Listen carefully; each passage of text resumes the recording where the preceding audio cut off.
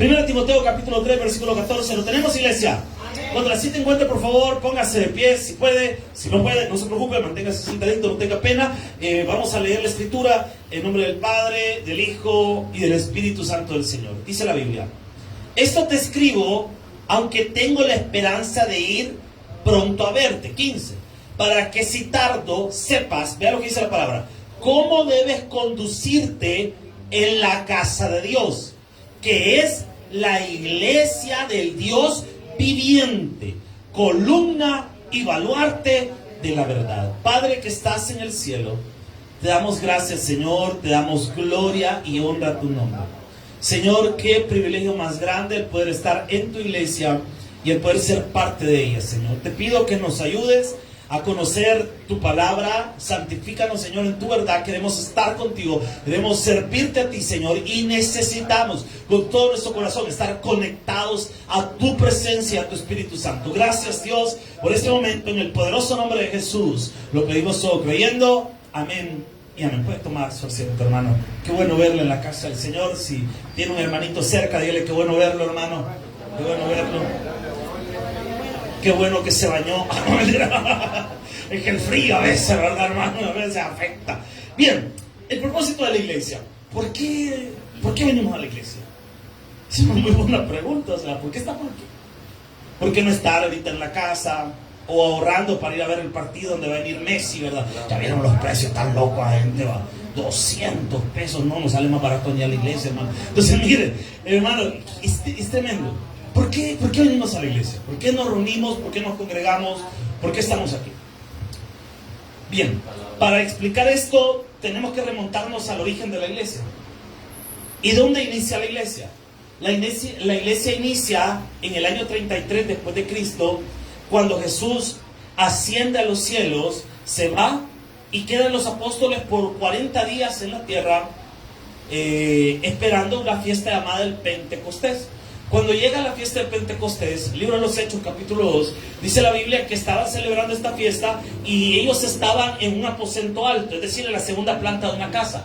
Y estando juntos, unánime, buscando la presencia de Dios, orando, clamando. Dice que la iglesia tenía dos características: estaban unánimes, juntos, porque podemos estar juntos y no unánimes. Pero bien interesante como la Biblia recalca que la iglesia naciente estaba unánime, junta.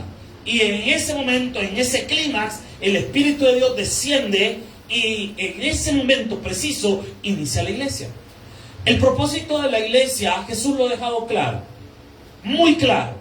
El problema es que la iglesia está bajo ataque desde sus inicios. La primera vez que la iglesia estuvo bajo ataque fue bajo la persecución del Imperio Romano. Fue perseguido por el Imperio Romano. Todo ser cristiano era un delito en el Imperio Romano. Nos querían matar. Mataron a miles de cristianos. Y gracias a Dios el Señor protegió a su iglesia y la hizo crecer en medio de la persecución. Pero adyacente a la persecución, vamos a ver un detalle, hermano, que también hubo otro tipo de ataques. ¿Cuáles fueron esos tipos de ataques que la iglesia naciente sufrió? Hubieron 3 etapas de la iglesia que se llama la etapa de la patrística. Los que aprendieron de los apóstoles, los discípulos de los apóstoles, se les llama padres apostólicos, porque ellos aprendieron la doctrina de los apóstoles. A esa rama de predicadores y de pastores de iglesia en la iglesia naciente se le llama los padres apostólicos. Pero después de esta generación, la iglesia fue atacada y las cosas que decían, por ejemplo, del cristianismo, los romanos decían que los cristianos eran caníbales. ¿Y sabe por qué decían eso? Porque cuando practicamos la Santa Cena, ¿qué decimos? Que el pan representa el cuerpo de Cristo y el vino representa. Pero el romano no entendía eso. Para el romano, estos son caníbales. Dicen que todos los domingos se comen a su Dios. Entonces pues fue una lucha. Y esos pastores que se levantaron en esa época tan temprana de la iglesia, se le llama los padres apologetas. Porque ellos hacían apología de la fe. ¿Qué es eso? Defender la fe. Decir o aclarar las cosas. Pero después de eso surge otro problema, otro ataque para la iglesia. Y ese ataque hacia la iglesia fue acerca de las herejías que nacieron de gente que se congregaba en la iglesia, pero empezaron a hablar locuras como que Jesús nunca se encarnó, que había otro Salvador aparte de Jesús, y empezaron a atacar la doctrina cristiana. Surge otro grupo de pastores que defienden la fe. A ese grupo se le llamó como los padres teólogos científicos, donde fueron una gama de pastores y de líderes de las iglesias que defendieron el cristianismo. Pero el ataque a la iglesia no se quedó ahí. Después de eso vino un ataque más fuerte, y fue el secularismo dentro de la iglesia. Allá por el año 323, después de Cristo, surge un emperador llamado Constantino el Grande. Constantino viene y oficializa el cristianismo como religión del Imperio Romano. Por eso es que hasta el día de ahora, por decreto, el domingo es un día de descanso. Porque el emperador romano, ya en el año 300 y fichas, dijo que todo el imperio se iba a detener el domingo para ir a la iglesia. ¿Cuál fue el problema de esto? Pareciera que, bueno, qué chivo, si ahora el imperio romano estaba protegido por la ley, el cristianismo, el secularismo, lo dije hace un ratito bien, ahorita me trabo la lengua. Entonces, bueno, lo secular entró a la iglesia y empezó otro problema. ¿Cuál fue ese otro problema?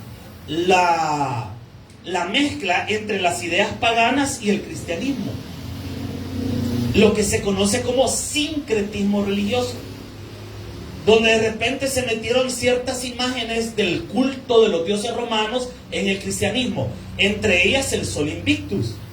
¿Qué es el Sol Invictus? Si usted alguna vez participó de ciertas liturgias de la iglesia tradicional, se va a acordar que de repente sacaban un voladito de un cofrecito donde parece como un sol en medio, y supuestamente eso tiene que ver con Jesús y toda la onda. Esa imagen de ese sol antiguamente se le conocía como el Sol Invictus. Y esa mezcla que tenemos hasta nuestros días de culturas grecorromanas con el cristianismo tiene que ver con esa época, y el cristianismo comenzó a ser atacado.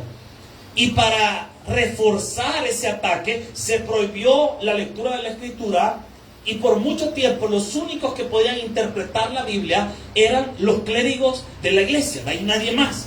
Hasta que allá por los 1200 y 1300 surgen otra gama de gente valiente que se conoce como los proto-reformadores, que empezaron a ser personas que empezaron a predicar lo que la Biblia decía, no lo que se les imponía, sino lo que la Biblia decía.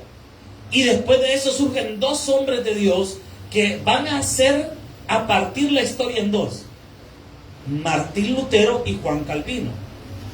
Estos dos hombres de Dios van a luchar por la iglesia, y estas personas van a ser como llamas de fuego que van a encender un tremendo bosque que va a ser toda la reforma protestante. Ahí surge la iglesia bautista, la iglesia pentecostal, ahí surgen las asambleas de Dios, ahí surgen los menonitas, ahí surgen un montón, los anglicanos, los puritanos, los anabautistas, surgen una gama de denominaciones y empiezan a predicar el cristianismo. Pero aquí viene otro problema: la iglesia sigue bajo ataque. Pero ahora el ataque es distinto, porque la iglesia ahora no es una iglesia perseguida, ahora la iglesia es una iglesia distraída. Ya no es perseguida, es distraída. ¿Con qué nos distrae el diablo? Bueno, ahora los pastores estamos más preocupados por el dinero de la iglesia que por la enseñanza dentro de la iglesia. Y estamos más preocupados por eso. Por eso es que de repente usted va a ver iglesias que tienen que poner un colegio, tienen que poner un gran negocio, tienen que poner venta, un montón de cosas afuera, porque estamos más preocupados por el dinero que por la enseñanza. Nuestra iglesia tiene un pedacito de cafetería. Antes le podemos llamar cafetería a lo que nosotros tenemos. A veces nos acaba el agua, se nos acaban la gaseosa, porque en lo personal de repente se me olvida ir a comprarlo. Entonces, eso es el problema. De repente no tenemos quien nos ayude a vender o algo, pero... ¿Y por qué no se preocupan más por eso? Es que nuestra preocupación es lo que estamos haciendo ahorita: predicar. Que lo que usted venga a recibir en el mensaje pueda cambiar nuestra vida. Eso es lo que nos preocupa. Por eso que usted va a ver que tenemos un pedacito. Por ejemplo, la librería de la Central se llama Librería La Fuente. Suena así como bien imponente. Nosotros seríamos un chorrito. Porque allá lo que tenemos entre lapiceros, 2 post-it mal puestos. A veces tenemos Biblia. Y cuando Dios es bueno y maravilloso, tenemos himnario. Pastor, ¿y usted por qué no me preocupa por eso? Es que Dios no me mandó a abrir librería, Dios no me mandó a abrir cafetería, Dios me mandó a predicarle a su pueblo la palabra de Dios. Amén. Gloria al Señor. A eso me mandaba el Señor. A mí Dios no me mandaba a mí Dios no me mandaba a abrir colegio, a mí Dios no me mandó a mí. Yo no sé los demás, yo no voy a hablar por los demás allá, cada quien, pero a mí Dios no me ha mandado a eso. A mí lo que Dios me ha mandado es a predicar. Y si me preguntan, ¿me gustaría tener colegio? Sí, podría ser, para darle trabajo, para que haya bendición. Sí, por supuesto, me encantaría, para que nuestros niños pudieran estudiar. Pero ¿sabes qué es lo que me preocupa de eso? Que de repente yo veo a los pastores que dejan de preocuparse por la iglesia, se preocupan más por el colegio. Y yo no me gustaría. Para mí es más importante la iglesia. Es más importante la obra. Pastor, pero miren, las construcciones, Dios las paga. Yo creo en un Dios que le hace todo, hermano. Es que usted ha venido esta noche no a verme a mí, ha venido a encontrarse con el Rey de Reyes y Señor de Señores. Eso hemos venido. Pero como la iglesia está distraída, de repente estamos más afanados por otras cosas. Y se nos olvida lo principal, el propósito de la iglesia. Por eso le digo, en esta etapa de la iglesia no está siendo perseguida, está siendo distraída. Y es tremendo. Porque ahora el ataque, ¿cuál es? Que de repente, por ejemplo, la iglesia tradicional está en un ataque terrible ahorita. Tienen una lucha, el Papa Francisco está proponiendo, no sé cómo está el volado, cómo está el relajo, que se puedan santificar los matrimonios entre personas del mismo sexo, y un brazo fuerte de la iglesia tradicional está diciendo que no, y que de repente ahora quieren tener sacerdotisas, y un solo relajo, hermano. ¿Por qué? Porque la iglesia en general está siendo atacada. ¿Y por qué nos agarran flacos? Porque estamos distraídos. Estamos distraídos. Por eso es importante, por eso el Señor este año nos ha regalado tantos sermones que tienen que ver con el propósito de la iglesia, qué debemos hacer, cómo lo debemos hacer, y esta noche no es la excepción. Y quiero que vea conmigo lo que dice la palabra del Señor, después de esta breve introducción, hermano. Pablo va a describir en los siguientes versículos cuál es el propósito de la iglesia. Y me encanta cómo lo dice Pablo. Primero, dice la Escritura: esto te escribo aunque tengo la esperanza de ir a verte. 15. ¿Para qué si tardo? Es decir, Pablo dice, no sé si es que me puedo pasar en el camino.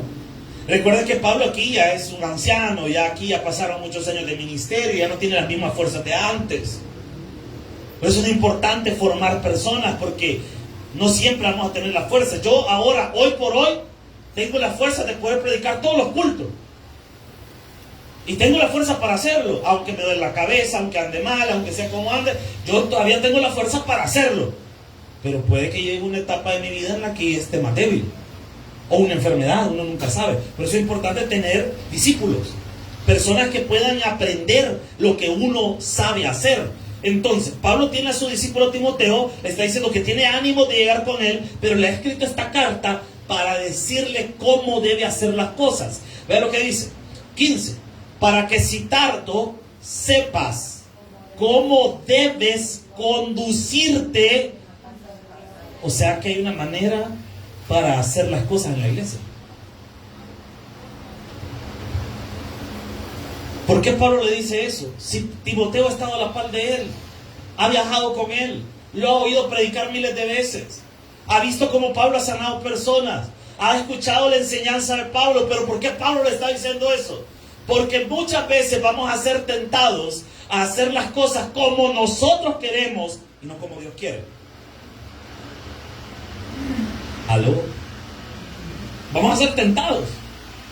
Los pastores, usted en su familia, va a ser tentado a hacer las cosas como usted quiere y no como Dios quiere. Parece que Pablo va a insistir a Timoteo de cómo debe conducirse en la iglesia. Porque va a llegar, y no le digo que hay momentos que uno flaquea, porque de repente, imagínense, nosotros terminamos una campaña, no teníamos plata ya para el siguiente culto, nada, hermano, teniendo que pagar transporte. Y yo no le puedo, hasta el día de hoy, jamás su iglesia ha fiado un transporte, hermano, jamás. Hasta este día, hermano. Yo le digo al Señor, no vamos a pasar esa pena jamás de decirle al Señor el transporte, no, el viaje. Ahí después lo pago con 2 pesos. No. No, hermano. Ahí ofrendamos a Víctor. Mire, hermano, no, jamás nos vamos a ver en esa pena, jamás. Pero cuando llegan esos apretones, cualquiera diría, hombre, la verdad que mejor metámosle la cafetería para generar ingresos para la iglesia, para que tengamos plata, para que tengamos esto. Y dan ganas, hermano, de cuando uno se ve apretado. Pero ahí es donde vienen las palabras de Pablo, para que sepas cómo debes conducirte en la casa de Dios. ¿Cuántos servidores estamos en la casa del Señor? Usted puede servir a su manera o como Dios quiere que usted sirva. Le hago la pregunta, ¿cómo le está sirviendo a Dios? ¿A su manera o como Dios quiere que usted sirva? Yo veo esa pregunta todos los días. ¿Cómo estoy sirviendo? ¿Cómo estoy predicando? ¿Como yo quiero o como Dios quiere que lo haga? Por eso es importante ver a la luz de las Escrituras cómo nos comportamos, cómo hacemos las cosas, porque se nos olvida los siguientes puntos que Pablo toca acá. Y ponga la atención a lo que Pablo va a decir. Vea lo que dice la palabra. No lo digo yo, lo dice la Biblia, hermano. Te escribo esto por si tardo, que sepas cómo debes conducirte en la casa de Dios. ¿Y qué es la casa de Dios? Que es la iglesia del Dios. No es la iglesia del pastor. Y cuando le digan, ¿a qué iglesia vas? No digan, la iglesia del pastor Byron. No, hermano, no diga eso. Porque esto no es mío, esto es de Dios. Usted puede decir el nombre de la iglesia. Y usted puede mencionar, ahí el pastor es fulano de tal. Pero no es la iglesia del pastor, porque la iglesia es de Cristo. Y por eso dice la Biblia, la iglesia del Dios viviente. ¿Por qué recalca Dios viviente? Porque a veces a la gente se le olvida que esto le pertenece a Dios y que Dios está presente. Amén. Por eso es que yo soy tan celoso con las cosas de la iglesia. Porque esto le pertenece al Dios viviente. Esa silla en la que usted está le pertenece al Dios vivo. Todo lo que está aquí, hermano, le pertenece a Dios. Hay gente que dice, no, si esto es de nosotros los hermanos. Esto no es suyo, esto es de Dios. Porque si fuera suyo, entonces para agarrar la silla la va a llevar. Porque Dios no puede, no la voy a llevar. No. Pero necesito uno en el comedor. No, hermano. Esto es de Dios. Todo esto es de Dios. Porque cuando usted donó algo o dio su diezmo y su ofrenda, usted no lo dio para el pastor, usted lo dio para la iglesia. Entonces esto es de Dios. Y Dios es el Dios viviente, no es un Dios muerto, no es un Dios distante, es un Dios verdadero. Y eso debería darnos miedo. ¿Por qué? Porque esto, aunque sea pequeño el espacio en el que estamos, hermano, le pertenece a un Dios celoso, que no le gusta que agarren sus cosas como un juego. Porque tuvo que pagar la sangre de su Hijo Jesucristo para que esto pueda existir. Es como que usted, yo no sé cuál será la cosa más cara que tenga en su casa, yo no sé. Son pocas las casas que conozco de algunos de ustedes y que me han dejado entrar. Invítenme, hombre, no han hecho leña, hermano. Es más, ayer fue el día del pastor. Pero mira, hermano, algunos hasta la vieja me estaban diciendo, no, hermano, hombre, así no es la onda, hombre. Por lo menos un cakeito, yo esperaba ahorita felicidad, pastor. Solo problemas me han traído. Entonces, mire, lejos de broma, lejos de las cosas que digo, discúlpeme, payaso, lo siento, no puedo evitarlo, hermano, está en mi naturaleza. Y no me pongo la naricita roja porque es mala onda, hermano. Pero miren, de verdad, esto es de Dios. Esto es del Señor. Y valórelo como eso. Imagínate, yo no sé qué será lo más caro que usted tenga en su casa. Puedo decir que quizás las cosas más caras que uno puede tener en la casa es el televisor y el equipo de sonido. Yo creo que son las cosas más caras que uno suele tener, ¿no es cierto? Si usted tendrá joyería, no sé. Ahí ve usted. Yo quiero que se imagine lo más caro que tenga en su casa. Lo más caro. 2 cuadros del Dollar City, no, hermano, no sea así, hombre. Pero mire, hermano, ahí usted tiene sus volados ahí. Que usted sabe con qué esfuerzo los ha comprado. Y viene una visita, usted lo rompe. Si ese día usted va a hablar hasta en lengua aramea, hermano. todo. ¿Por qué? Porque usted sabe lo que le costó. Amén. Así es Dios con su iglesia. Él sabe lo que le costó. Y por eso a Dios le molesta cuando nosotros no cuidamos lo que es de Él. Porque esto es de Él. Todo esto. Usted es de Él. ¿Por qué Dios se enoja cuando usted de repente actúa mal y usted solito se está dañando? Porque Él pagó en la cruz por usted, por eso se preocupa. Y se me va a perder, se está dañando Él solo si yo pagué por Él, dice el Señor. Entonces miren qué interesante. Por eso la iglesia del Dios viviente. ¿Y qué es la iglesia del Dios viviente? Columna y baluarte. Columna, son estopolados, ¿va? ¿Para qué sirve una columna? Para sostener. ¿Pero qué es lo que sostiene la iglesia? La verdad. ¿Cuál es la verdad? No nos vamos a poner filosóficos ahorita. ¿Pero cuál es la verdad? Vámonos a la misma Biblia. Acompáñenme a Mateo capítulo 16, versículo 15. Mateo capítulo 16, versículo 15. Vea lo que dice la Escritura. ¿Lo tienen? ¿Lo tenemos? ¿Lo tenemos? ¿Lo tenemos? Bueno, dice la Biblia. Él les dijo, vea lo que dice la palabra, y vosotros, ¿quién decís que soy? Aquí hay una pregunta. Jesús va con sus discípulos, Él hace una pregunta. ¿Cuál es la pregunta que hace? Y vosotros, ¿quién decís que soy? 16. Respondiendo Simón Pedro dijo, tú eres el Cristo, el Hijo del Dios viviente. Ve, aquí hay un juego de palabras. 17. Entonces le respondió Jesús, bienaventurado eres Simón, hijo de Jonás, porque no te lo reveló carne ni sangre, sino mi Padre que está en los cielos. 18. Y yo también te digo, así, o sea, esta es la aseveración. Yo también te digo que tú eres Pedro. La palabra Pedro viene de Petros en el griego, que es piedra pequeña. Pedro no era el nombre de Pedro, él se llamaba Simón y era hijo de Jonás. Era para identificar de qué Simón estamos hablando. Pero el apodo que Jesús le puso, porque nosotros lo decimos bien bonito, ¿va? Como le cambió el nombre era un apodo, hermano. Le puso Petros, piedra pequeña. ¿Y por qué le puso así? Por obvias razones. Si Pedro era quizás el que más andaba encima de Jesús, nunca se le ha metido usted una piedra en el zapato, hermano. ¿Cómo es una piedra en el zapato? Hostia, hermano. Más si usted anda en la calle, no le da pena quitarse el zapato, hermano. Peor si le puso el calcetín, que ya está algo, pues sí, golpeado por la vida. ¿Cómo se lo quita? ¿Qué hace uno? Agarra con los deditos la prensa y para mientras llega a un baño o algún lugar, después quitar los zapatillos ahí y quitar la piedra, hermano. Por eso es Petros, piedra pequeña, tío, molesto, piedra chiquita.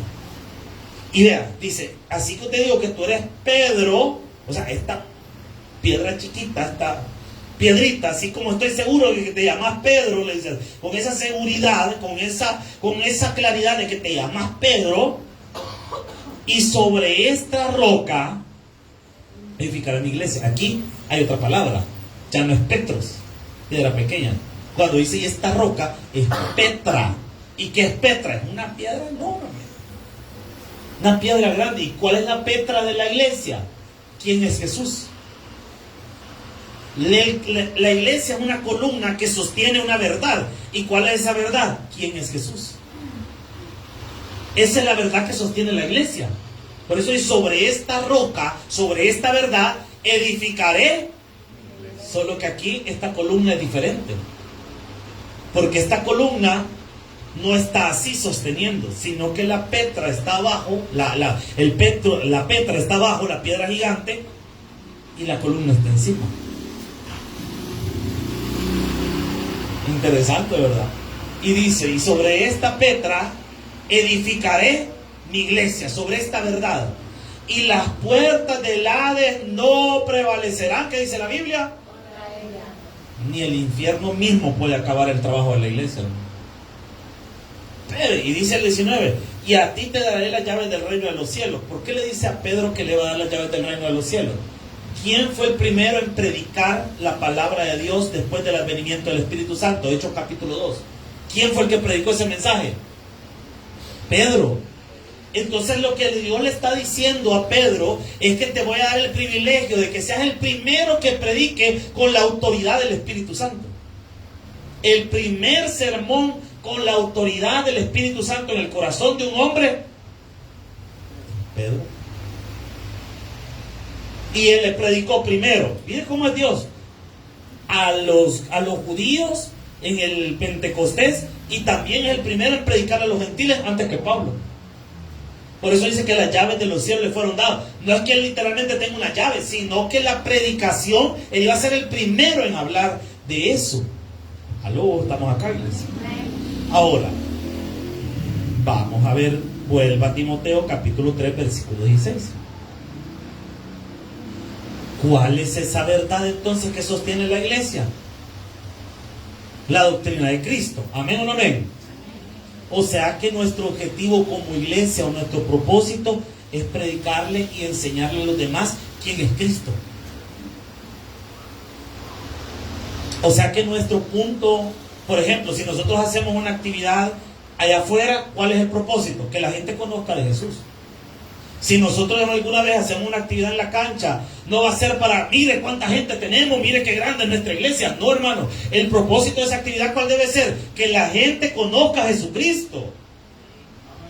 La autoridad de nosotros, el propósito nuestro, no es que la gente nos conozca a nosotros, es que la gente conozca quién es el Rey de Reyes y Señor de Señores. Ese es el propósito de la iglesia. Por eso es que le digo, el problema de nuestra iglesia no es la persecución, es la distracción en la que nos encontramos. Es importante volver al propósito. ¿Y cuál es ese propósito? Versículo 16. 1 Timoteo 3:16, vea lo que dice la Biblia. E indiscutiblemente grande es el misterio de la piedad. ¿Cuál es el misterio de la piedad? Vea la descripción. Dios fue manifestado en carne, justificado en el Espíritu, visto de los ángeles, predicado a los gentiles, creído en el mundo, recibido. Ahí en ese versículo está toda la doctrina en la que nosotros creemos. ¿Quiere aprender teología? Ahí está todo lo que debe saber. Ahí está, en un solo versículo. Pero como sé que ahorita lo que es, ya va a ver que es cierto. Primera parte del versículo, lo vamos a desarmar todito. Primera parte del versículo dice: grande es el misterio de la piedad. Dios fue manifestado. Ve aquí interesante. No dice solo el Hijo fue manifestado en carne, dice Dios fue manifestado en carne. Lo probamos con la Biblia, Mateo capítulo 1, versículo 23. La iglesia tiene que predicar que Dios se encarnó en Jesucristo. Mateo 1:23, lo tenemos. Dice la palabra: he aquí, una virgen concebirá y dará a luz un hijo, y llamará a su nombre Emmanuel. Que traducido, ¿cómo se traduce Emmanuel? Dios fue manifestado en carne. O sea que nuestra predicación en la iglesia no tiene que ser: miren hermanos, véanos qué bonitos somos los hermanos que venimos al Taber Prado de Venecia 2. Y es cierto, somos chuladas. Vean al hermano que tiene la barba, guapo, guapísima. No, si aquí no somos feitos, hermano, la gracia del Señor está en nosotros. Amén. Y si hay alguien medio feíto, el Señor lo va a interesar, no se preocupe, hermano, aquí el Señor le interesa. Entonces miren, hermano, no vamos a predicar eso. Tampoco vamos a predicar y vamos a decirle a la gente: mire nuestra iglesia, mire, tenemos aquí, tenemos allá, tenemos esto, hacemos aquí, hacemos esto. No, nuestra carta de presentación no es esa. Porque nosotros no necesitamos carta de presentación. Nosotros presentamos a alguien. ¿Y a quién es ese alguien? A Jesús. Pero ahora las iglesias están afanadas en que conozcamos la iglesia, el local, la iglesia local. Porque todos debemos pertenecer a una iglesia local. Todo cristiano debe pertenecer a una iglesia local. Todo creyente debe ser parte de una iglesia. ¿Para qué? Para que en la iglesia yo pueda crecer en el conocimiento de la palabra de Dios. Para que en la iglesia yo pueda practicar la sana doctrina. Para que yo pueda nutrirme de la palabra, tengo que ser parte de una iglesia. Usted no puede decir, si cuando alguien le pregunte: hermano, ¿y usted qué iglesia es? yo soy de Jesús. Si es cierto, hermano, todos somos de Jesús. Pero ¿de qué iglesia es usted? ¿A cuál iglesia pertenece? Porque en esa iglesia a la cual usted pertenece, usted ahí tiene que, primero, congregarse. Amén. Número 2, ahí usted tiene que servir.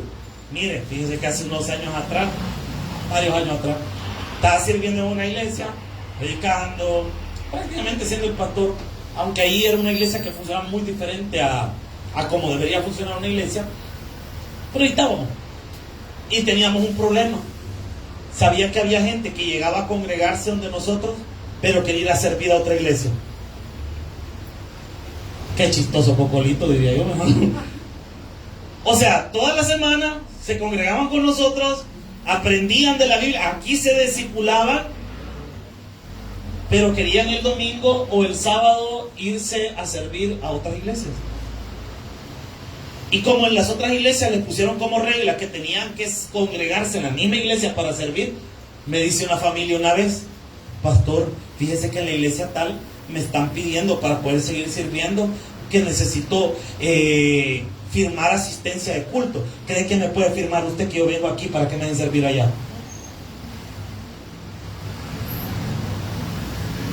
Y ¿sabe qué era lo más chistoso? Que del ministerio donde esta persona estaba era el ministerio que nosotros necesitábamos en la iglesia a alguien. Y uno por amabilidad, ¿verdad? Yo le dije: mire, hermano, yo le puedo firmar lo que usted quiera. El problema es que allá no se lo van a valer, porque lo que quieren es que usted se congregue ahí, porque así tiene que ser. Porque usted debe ser parte de una iglesia local, donde usted va a aprender de la palabra. Número 2, a servir. Número 3, donde voy a participar con mis diezmos y ofrendas para que esa iglesia crezca. Usted debe diezmar y ofrendar en la iglesia donde usted se alimenta espiritualmente, donde usted se congrega. Porque mire, hermano, de verdad, a mí me han pasado cosas, hermano. A mí todavía una vez en esa misma iglesia me dice otra hermana: mire, pastor, quiero que ore por mi diezmo y ofrenda. Y yo dije: ay, gloria a Dios, lo va a poner, Dios. Y oré, ¿verdad? Señor, te pido que empecé a soltar todas las bendiciones y por haber, gracias, y lo voy a dejar el domingo hasta la iglesia. Tráigame lo que acabo de decir. No vale, hermano. ¿Y sabe por qué la gente comete esos errores? Porque no han entendido el concepto de iglesia local. El concepto de iglesia local es que ahí es donde yo pertenezco, donde yo me identifico, donde yo puedo crecer espiritualmente y aprender y desarrollarme y servirle a Jesucristo. Hermano, usted para servirle a Jesús no necesita el tamaño de una iglesia, solo necesita la disposición de servirle a Cristo. Amén. ¿No cree usted que es más servidor sirviendo en otra iglesia o sirviendo en esta? Usted es servidor de Dios porque le sirve a Dios. Porque podemos aclarar esos conceptos. Ahora, sigamos. Mire qué rápido nos va el tiempo, hermano, si estaba largo. Pero bueno, entonces, lo primero, dice la Escritura que Dios fue manifestado en carne. Ya vimos que eso significa que Jesús se encarnó y es Dios. Después dice, justificado. ¿Qué significa esa frase? Que fue guiado en su ministerio terrenal por el Espíritu Santo. ¿Lo podemos probar con la Biblia? Por supuesto que sí. Acompáñame a Mateo 4.1. Mateo 4.1. La iglesia también debe ser guiada por el Espíritu Santo. Mateo 4.1. Vea lo que dice la palabra. ¿Lo tiene, iglesia? Entonces Jesús fue llevado ¿por quién? ¿A dónde? O sea que a veces el Espíritu Santo puede ir al desierto. ¿Y qué desierto nos puede llevar el Espíritu? Bueno, desiertos familiares a veces, desiertos emocionales, donde usted siente que está solo y que nadie lo entiende. Pero ¿y por qué Dios me permite esto? Para que usted aprenda a ver hacia arriba y no hacia los lados, para que uno aprenda a depender de Él. Por eso es que uno pasa un desierto económico también, hermano, porque en ese agüite Que es buen agüite. ¿Cuánto hemos pasado agüites económicos? Estamos pasando. Sí, hermano. Se nos nota, vea el hermano. Sí, se le nota. Sí, hermano. Si hasta el ojo le tiembla ya, hermano. Ay, disculpe, hermano. Que a veces me baja la mollada. Hermano, es normal. Pero el Espíritu nos lleva al desierto. Así como llevó al desierto a Cristo. Era el Espíritu el que le estaba conduciendo. Y espérenme, ¿y para qué iba al desierto? Para ser tentado por el diablo. Tenía que sonarse con el mero cachudo. Y tenía que vencerlo. ¿Por qué? Porque Jesús tenía que vencer donde el primer Adán pecó. ¿Y dónde pecó el primer Adán? En la tentación de Satanás. Cuando Satanás lo tentó, cayó. Pero el segundo Adán, que es nuestro Señor Jesucristo, venció al diablo.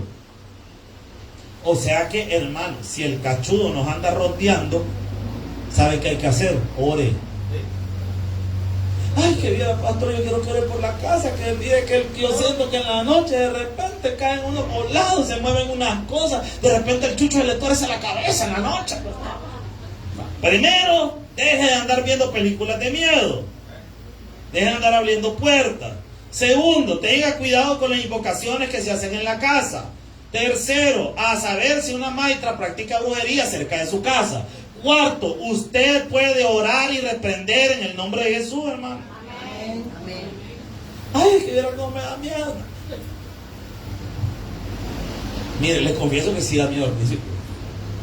Yo las 2 veces que he estado en un exorcismo de verdad, sí da miedo, hermano, algo, si le tiembla, si se paniquea uno, hermano. O sea, de verdad, exorcismo, que usualmente los exorcismos suelen pasar en los cultos de jóvenes, que estos bichos grandes chamucos andan adentro a veces, hermano. Si yo puedo ser el primer culto de jóvenes, aquí voy a estar, no voy a hacer que les haga un chamuco a las hermanas, no hay qué hacer. Van a encontrar a todos endemoniados aquel siguiente culto el domingo. La hermana se viene, no voy a hacer eso. No voy a hacer, hermano. Mire, porque de verdad. Y mire, ¿y qué tiene que hacer? Un reprender al cachudo. Mire, cuando pasa eso, no tiene que reprenderlo. Porque el enemigo ataca. Y hay que orar. Y Jesús fue justificado por el Espíritu. Y dice, visto de los ángeles. ¿Qué significa eso? De visto por los ángeles. Que los ángeles estuvieron presentes durante todo su ministerio. Lucas capítulo 24, versículos del 1 al 4. Lucas 24, versículos del 1 al 4. ¿Lo tenemos, iglesia? El primer día de la semana, muy de mañana, vinieron al sepulcro trayendo las especias aromáticas que habían preparado y algunas otras mujeres con ellas. Miren, qué triste, hermano, qué triste. No fueron los apóstoles los que fueron a buscar a Jesús cuando había resucitado. Fueron las mujeres. Pero no se sientan tan grandes las mujeres. Sí, amén, nosotras las poderosas, ya ves, sí, pero mujeres de fe forever. Si usted le pone atención, las mujeres no iban a ver a Jesús resucitado. Ellos pensaban que seguía muerto. No fueron así como que bien valientes, aquí nosotros sabemos que nuestro Señor ha resucitado. No, si iban a terminar de poner las especias aromáticas, ¿para qué? No apestara tanto la tumba. No cree usted que iban en feba. O sea, pero vale la aclaración que los apóstoles valientemente estaban escondidos.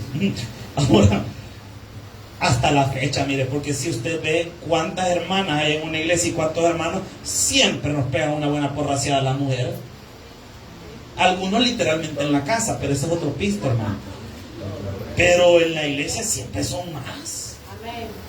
Así que Dios bendiga a las mujeres, hermano. Ay, si a les gusta. Ahora, versículo 2. Y hallaron removida la piedra del sepulcro. Y entrando no hallaron el cuerpo del Señor Jesús. Aconteció que estando ellas perplejas, o sea, asustadas por esto, he aquí se pararon junto a ellas 2 varones con vestiduras, que dice la Biblia. ¿Quiénes son? Ángeles. Por eso dice, es la palabra del Señor, que fue visto por los ángeles. Y después dice, predicado a los gentiles. Eso es lo que está pasando ahorita. Mateo 28, 18. Acompáñenme, por favor, que el tiempo ya casi se me termina. Mateo 28, 18. ¿Estamos aprendiendo, iglesia? O sea que el Señor va a usar ángeles en su iglesia. Por supuesto que sí. ¿Cuánto testimonio ha habido de personas que dicen, mire, yo iba sola, pero de repente había unos hombres ahí como que me iban a hacer algo, pero el hombre dice que vio a alguien a la par mía? No vio a nadie. ¿Qué es eso? Un ángel del Señor. A veces Dios ha enviado ángeles y ni cuenta nos hemos dado, fíjense. Personas que de repente se han acercado y le dicen, no, no pase ahí, no se vaya para allá. Y usted lo vio, vaya, está bueno. Y se hizo a un lado y de repente ya no lo vio. ¿Y quién era ese? Un ángel del Señor. Ahora, predicado a los gentiles. Mateo 28, 18. Dice la Biblia.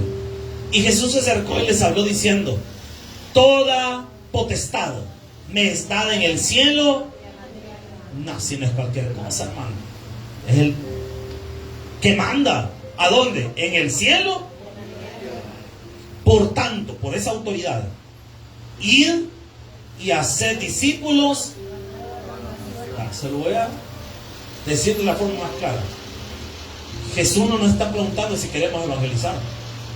Jesús nos está ordenando que evangelicemos. No es una opción, hermano. Por eso dice, por tanto, ir. No está diciendo, si usted le da gana un día, vaya a evangelizar. Eso lo decimos nosotros los pastores porque no podemos obligarlo a ir a usted. Pero el Señor sí nos obliga. Él dice, ir. Y dice después, y hacer discípulos. ¿A quiénes? A todas las naciones, a todas las familias. ¿Y qué tenemos que hacer con ellos? Bautizándolos en el nombre del Padre, del Hijo y del Espíritu Santo. 20. Enseñándoles que guarden todas las cosas que os he mandado. He aquí, yo estoy con vosotros todos los días hasta el fin. Hermanito, la iglesia no puede dejar de evangelizar. Iglesia que no evangeliza es iglesia que muere. No, pero mire, yo conozco una iglesia que es bien grande y no evangeliza, no hacen nada, no salen a ganar almas, no hacen nada de eso. Pero es que ahí ya no es una iglesia entonces. Ahí lo que tenemos es un club social. Y tristemente hay iglesias donde ahora salen a ganar almas sin ganas de ganar almas. Gracias a Dios nuestra iglesia no es así. Pero hay iglesias donde salen a ganar almas pero sin ganas de encontrar almas. Salen los hermanos con la Biblia y pasan a caminar. Allá andan paseándose en todas las plazas. Usted los va a ver los domingos, de repente en una plaza. Se van a... Ahora es que se tienen que inventar las iglesias. Evangelismo turístico. ¿Y dónde se han sacado esa paja usted? Si no existe. O en la Biblia dice, por tanto, iréis a turistear a Unicentro, a Apulo y evangelizaréis a quien os encontréis. No dice así. Y ahí usted va a ver un montón de hermanos con la... Y en lugar de estar evangelizando, entre ellos pasan hablando. Pues sí, ¿cómo está su niño? Ay, que me le dio fiebre. Ay, que yo creo que está soplado y que mire cómo es. Platica. Otros inmediatamente se bajan de los buses cuando llegan a ganar alma y a buscar quien vende fresco. ¿Dónde está la señora que gana? Allá está, vamos. Le invito, hermano. Pero eso no es lo que Dios nos mandó a hacer. Si esa hora y media, esa hora o esos 20 minutos, esos 30 minutos son para ganar almas. Si usted quiere hablar con la hermana, pues hablar otro día, pues hablar, escribirle un WhatsApp, pues se ve en otra parte. Pero el ratito es para ganar almas. No es para tomar fresco. Es que el Señor no nos ha mandado a eso. Nos ha mandado a ganar almas. Por tanto, ir y hacer discípulos. No nos ha mandado a pasear. Hermano, el otro domingo vamos a salir de evangelismo turístico a Chalate. Allá en las... ¿Cómo se llama? ¿Dónde va todo el mundo en Chalatenango? Al Pital. Vamos a ir al Pital a evangelizar allá a los conejos, a las cabras. El Señor nos ha mandado a hablar de su palabra. Pero la iglesia está distraída. Y miren qué triste a lo que tenemos que llegar. Que tenemos que inventarnos actividades así para que la gente le den ganas de ir. Porque la iglesia está distraída. Dios no nos ha mandado a distraernos, nos ha mandado a predicarle, a buscar las almas, a buscar los perdidos. Y cierro con esto. Dice la Escritura que por la fe así va a ser. Creído en el mundo. O sea que el mensaje de Jesús tiene que llegar a todas las personas. No se canse de evangelizar, hermano. Y lo último que dice ahí, recibido arriba en gloria. ¿Sabe qué tiene que ver, con qué tiene que ver eso, hermano? Ahí los teólogos dicen que son dos cosas. La primera, cuando Jesús ascendió a los cielos. La segunda cosa, cuando Jesús vuelva por y con su iglesia. Ay, hermano, ¿cuál es el propósito de la iglesia? Proclamar que Jesús se encarnó, fue guiado por el Espíritu, visto por los ángeles, predicado a los gentiles, creído en el mundo, recibido arriba en gloria. El propósito de la iglesia es predicar que Jesucristo es el Rey de Reyes y Señor de Señores. Un fuerte aplauso, Señor. Padre que estás en el cielo, Señor, gracias por recordarnos esto, Señor. Nuestro propósito, Dios, es servirte. Señor, si en su infinita y santa voluntad está que nosotros algún día tengamos un templo, pues bendito sea tu nombre, Señor. Pero sabemos que el propósito es edificar almas. Queremos ser edificados. Ayúdanos, Señor, a que no seamos una iglesia distraída, sino una iglesia fortalecida en el Espíritu, que predica la palabra tiempo fuera de tiempo, Señor. Que aquí, Señor, hay hombres y mujeres fieles a la Escritura. Señor, ayúdanos a ser un remanente, Dios, de hombres y de mujeres que guarden la verdad y la prediquen con amor y con fidelidad. Pero en esta hora queremos orar por los amigos. Si hay alguien esta noche sin Jesús, permítanos orar por su vida. Si tú has venido a la iglesia y has estado escuchando el sermón, pero Jesús aún no es tu Señor, quiero invitarte a que ahí donde tú estás puedas recibir a Jesucristo. Solo levanta tu mano, por favor, y permítenos guiarte al camino de Dios. Si hay alguien que nunca ha recibido a Jesús, este es tu momento, es tu tiempo. Hermanos, oremos por conversiones. Ore usted ahí donde se encuentre y diga: Señor, que ese hermano que ha venido hoy, esa hermana que ha venido hoy, ese amigo que nos visita hoy, y Jesús no es tu Señor, este es el momento. Si tú quieres cambiar tu vida, este es el momento. Deja que Jesucristo sea tu Señor. Solo ponte de pie y permítelo guiarte a Jesús. Si tú nos estás viendo a través de la transmisión, ahí donde tú estás, dile: Señor Jesús, yo te quiero recibir. Yo necesito recibirte. Gracias, Dios, por este privilegio, por esta oportunidad. Llévanos con bien, Señor, a nuestras casas. Y en el nombre de Jesús, que podamos regresar el día de mañana, el día viernes y el domingo para tu honra y tu gloria. En el nombre poderoso de Jesús. Amén y amén.